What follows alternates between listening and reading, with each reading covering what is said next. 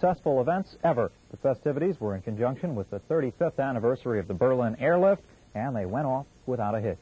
PFC Rebecca Easley reports. Nearly 425,000 people entered GCA gates for open house festivities. Tempelhof officials anticipated 500,000 guests this year. The first day brought cloudy skies and occasional showers, which kept potential visitors indoors. However, with the sunny skies on Sunday, came the crowds. Over 30 aircraft from the Air Force, the U.S. Army, the British Royal Air Force, and the French participate in flying and static displays. A first for the open house, and the star of this year's aircraft demonstrations was the KC-10 Extender. It was only in town for one day, Saturday. Other types of entertainment included everything from the Allied bands to belly dancers. And, of course, there were the numerous, over 40, refreshment stands sponsored by various community clubs and organizations. All these booths that are represented here are private organizations that have interests along recreational needs, but not big enough for an outfit such as MWR here for the Air Force or MSAD on the Army side of town to get deeply involved in their program. So they form their own special interest groups, Cub Scouts, Girl Scouts, model airplane clubs, things like that. And they have a chance this time of the year and also during the Volksfest to raise a little money for their own needs. And we work on sort of a concessionaire basis with them. A certain percentage of what they do gets turned into the morale, welfare, and recreation coffers here at Tempelhof, and that's used to support the morale, welfare, and recreation program for the base at large. Last year, approximately $45,000 of revenue came in from the refreshment stands. The tally for this year won't be in for a few days. However, Tempelhof officials hoped for a banner year. I'm PFC Rebecca Easley for AFN News. Continental Hotel last night for a reunion. The reunion was a chance for members of the 1946 Airways and Communications Service to reminisce and talk about the old days. Over 100 of the airlift participants were at the reunion, as specialist Janine Cabridge reports. Tempelhof Central Airport was the scene of a lot of action over the weekend, with the open house going on and the 35th reunion of those surviving members of the 1946 who helped make the Berlin Airlift a successful reality. Saturday morning, there was a commemorative ceremony for those who served and gave their lives.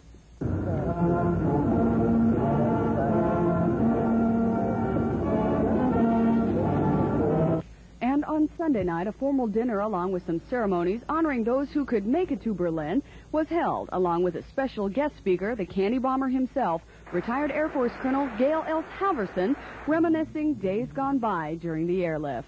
I'd like to say a couple words here as introduction and see if any of you might remember any of these things.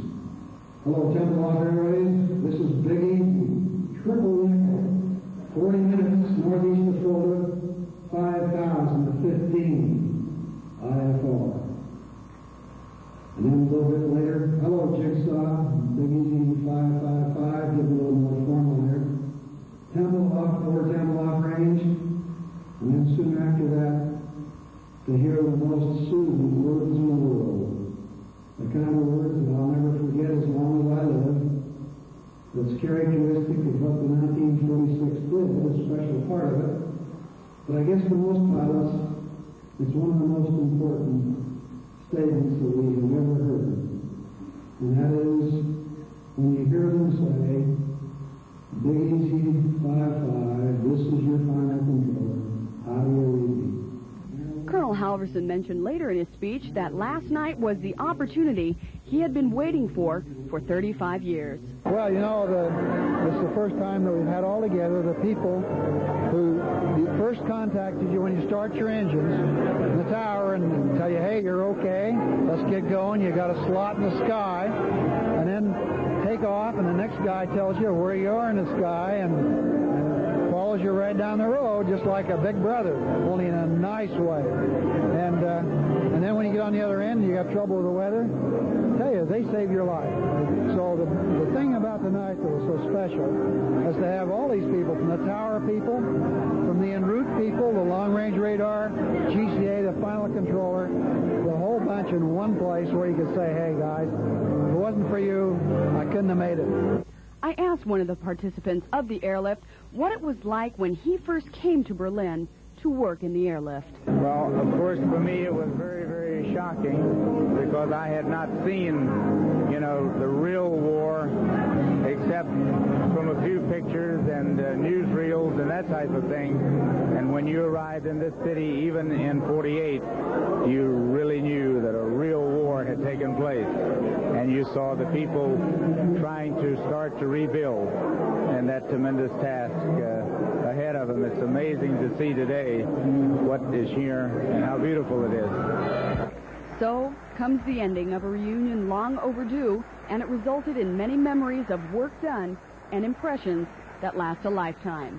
I'm Specialist Janine Cabrich, AFN News.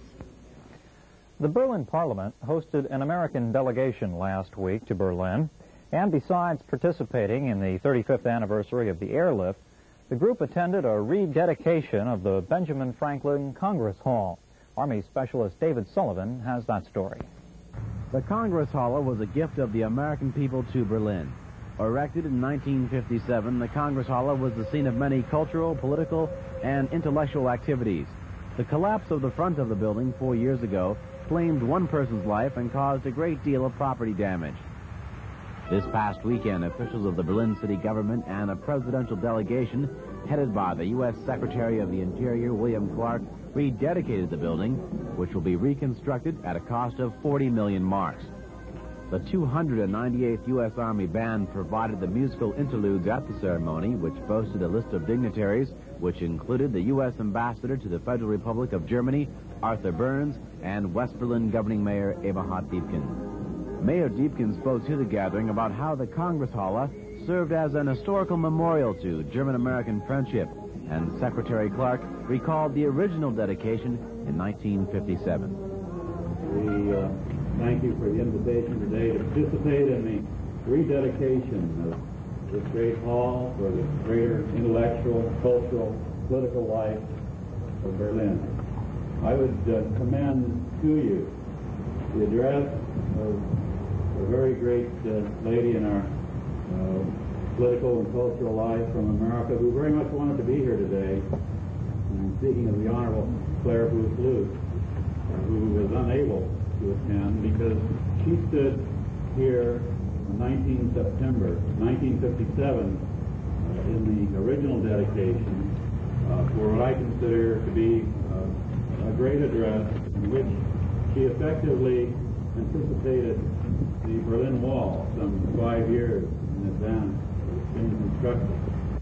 And after the day's speeches were concluded, Secretary Clark, Mayor Diepken, and Dr. Eleanor Lansing Dulles, Department of State retired, rededicated the building cornerstone and kicked off a reconstruction effort which is expected to take 3 years. The structure finished in time for the 750th anniversary of Berlin. I'm Army Specialist David Sullivan, AFN News.